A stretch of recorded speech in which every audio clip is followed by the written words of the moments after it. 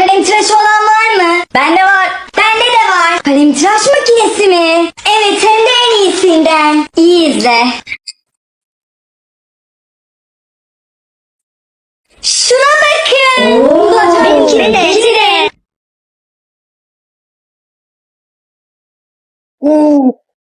Çöpleri ne Onları yapıyorsun? biriktirip saklıyorum. Şuna bakın. Bunları açmak kolay. Peki bunun kadar kalın bir kalemi açabilir mi? Tabii ki yapar.